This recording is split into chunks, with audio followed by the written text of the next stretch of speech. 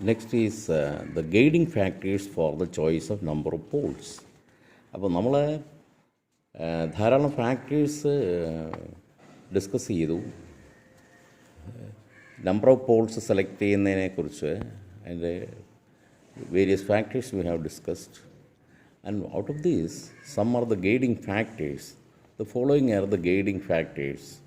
Select ചെയ്യുന്നതിന് നമ്മൾ പ്രധാനമായും ആധാരമാക്കുന്ന ഒന്നാമത്തേന്ന് പറയുന്നത് the frequency of flux reversals in the armature generally lies between 25 to 50. Flux reversals in the armature, frequency of flux reversals in the armature generally lies between 25 to 50.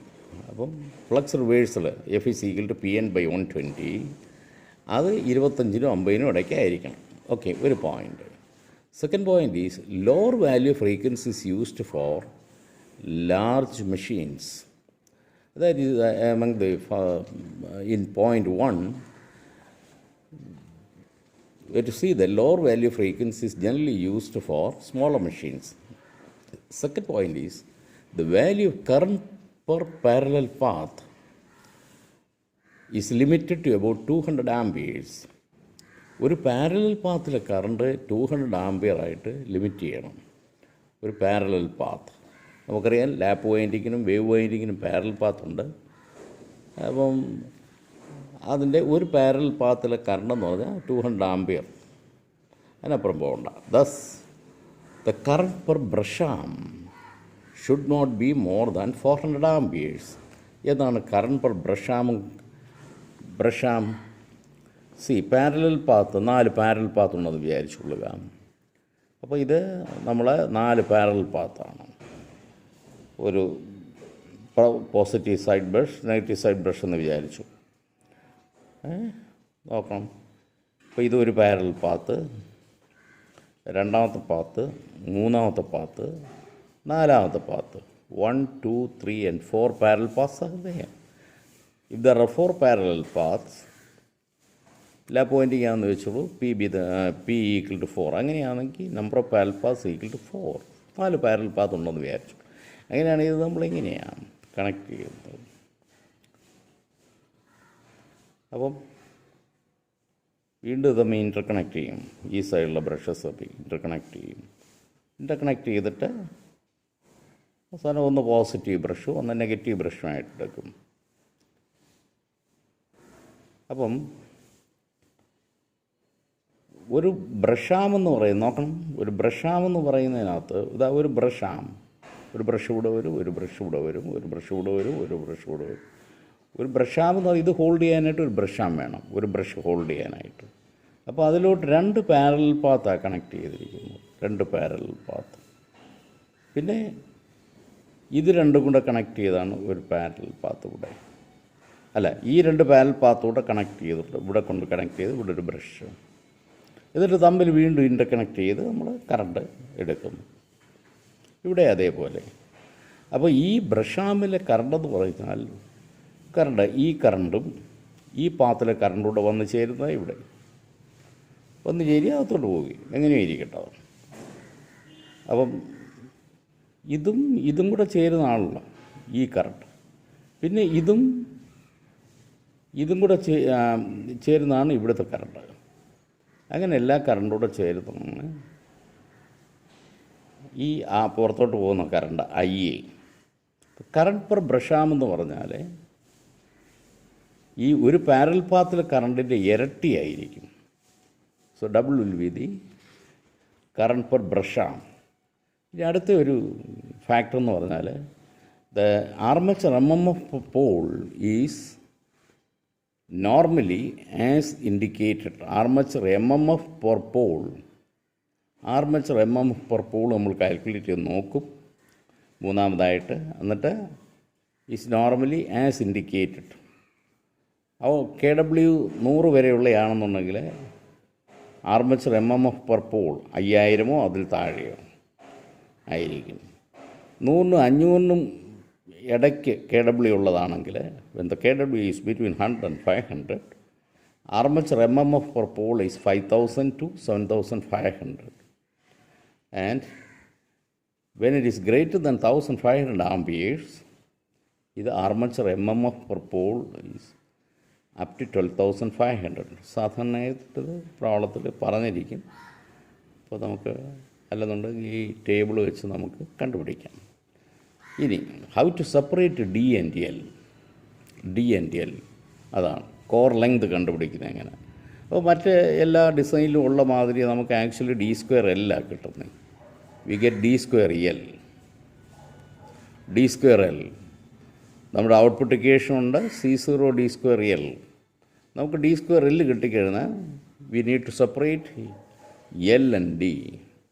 അപ്പോൾ core length, when selecting the core length, the following factors shall be considered. The manufacturing cost of a machine with a large core length are less. Core length, the manufacturing cost of a machine with a large core length are less. Length കൂടുതലാവുമ്പോൾ നമുക്ക് cost കുറഞ്ഞിരിക്കും. കാരണം cost of inactive കോപ്പറൊക്കെ കുറവായിരിക്കും. This is because the proportion of inactive copper to active copper. Inactive copper എന്ന് പറഞ്ഞാൽ നേരത്തെ പറഞ്ഞു ഓവർഹാങ് ലെങ്താണ് ഇനാക്റ്റീവ് കോപ്പർ എന്ന് പറയുന്നത്. അപ്പം ലെങ്ത് കൂടുമ്പോൾ the proportion of inactive copper to active copper becomes less. Active കോപ്പറിനെ അപേക്ഷിച്ച് ഇനാക്റ്റീവ് കോപ്പറിൻ്റെ നീളം വളരെ കുറവായിരിക്കും. അപ്പം സേവിങ് ഇൻ കോപ്പറുണ്ട്. അപ്പം as the core length increases, thus from cost point of view it is better to have a larger core length. അങ്ങനെ ഒരു സംഗതി നമുക്കറിയാം. ഓക്കെ, ഇനി ventilation. Second point, ventilation. When the core length increases, it becomes difficult to cool the inner portion of the machine, central portion of the core. ഒരുപാട് നീളം വരികയാണെങ്കിൽ അകത്തോട്ടുള്ള portion cool ചെയ്യുന്നത് ബുദ്ധിമുട്ടാണ്. Portion of the core naturally or owing to poor ventilation, the central portion of the core develop a high temperature rise. അപ്പം അകത്തുള്ള portion cool ചെയ്യുന്ന ബുദ്ധിമുട്ടാണ് നീളം കൂടുമ്പോൾ. അല്ലെങ്കിൽ അതിനകത്ത് സ്വാഭാവികമായിട്ടും സെൻട്രൽ പോർഷനിലേക്ക് കൂടുതൽ ടെമ്പറേച്ചർ റൈസ് വരാൻ സാധ്യതയുണ്ട് നീളം കൂടിക്കഴിഞ്ഞാൽ. If long armatures are necessary as in high speed machines, special means for ventilation of core must be provided. അപ്പോൾ അത് നീളം കൂടുതലാണെന്നുണ്ടെങ്കിൽ നമുക്ക് വെന്റിലേഷന് പ്രത്യേകം മെത്തേഡ്സ് ഉപയോഗിച്ചാൽ മതി. ഇനി armature diameter following factors D കണ്ടുപിടിക്കുന്നത്. Following factors shall be considered in selecting a suitable value of armature diameter. ഏതെങ്കിലും ഒന്ന് ആദ്യം കണ്ടുപിടിക്കും. ഇപ്പോൾ സാധാരണയായിട്ട് നോക്കുക ഡി ആയിരിക്കും കണ്ടുപിടിക്കുക. അതിൽ നിന്ന് എല്ല് കണ്ടുപിടിക്കും. The peripheral speed is in the range of 15 to 50 meter per second. Peripheral speed 15 മുതൽ 50 വരെ meter per second. But normally do not exceed 30 meter per second. സാധാരണയായിട്ട് 30 മീറ്റർ പെർ സെക്കൻഡിനപ്പുറം പോകാറില്ല. Lower value corresponds to low speed machines. അപ്പോൾ ഇതിനകത്ത് 15 to 50 എന്ന് പറഞ്ഞെങ്കിലും ആ താഴ്ന്ന വാല്യൂ, ഉദാഹരണത്തിന് 15, 20, ഇതൊക്കെ താഴ്ന്ന value correspond to low speed machines. Pole pitch.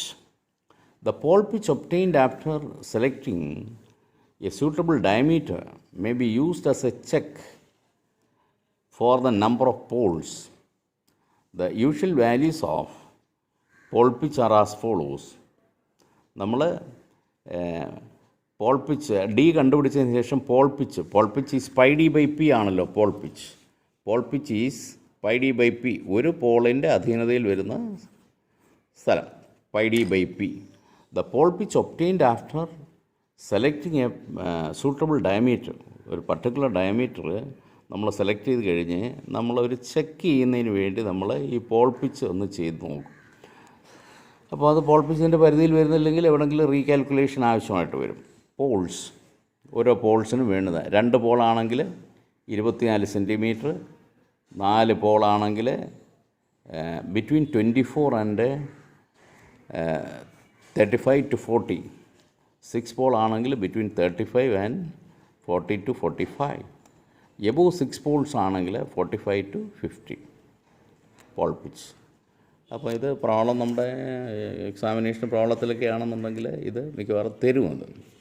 അപ്പോൾ അത് അങ്ങനെ എല്ലാം ഒന്നും കാണാതെ പഠിക്കേണ്ട കാര്യമില്ല.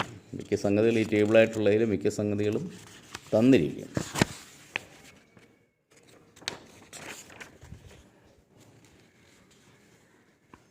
L by tau ratio usually varies between L by tau is 0.7 to 0.9 ആണ്. L by tau length by tau എന്ന് പറയുന്ന പോൾ പിച്ചാണ്, pole pitch. Some designs prefer a square pole face. നേരത്തെ പറഞ്ഞുള്ള ഓൾട്ടർനേറ്റർ വന്നപ്പം പോൾ ഫേസ് സ്ക്വയർ ആണെങ്കിൽ അവിടെ നമ്മൾ pole arc is equal to pole length ആണ്. സ്ക്വയർ പോൾ ഫേസ് വരണമെന്നുണ്ടെങ്കിൽ അപ്പോൾ ആ കേസിൽ pole arc by pole pitch okay ഒരു 0.64 to 0.72 ഒരു 0.6 to 0.7 നമുക്കെടുക്കാം. ഓക്കെ.